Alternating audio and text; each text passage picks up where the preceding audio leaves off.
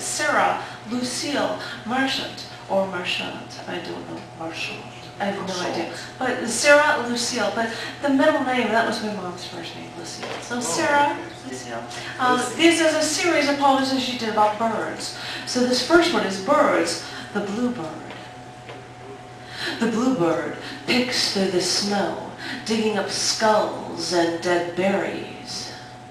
Red, hardened with age, juice sitting solid in the middle. The bluebird's eyes no longer shine, jewels dulled by time, neath layers of tainted snow, snow and too smooth bone.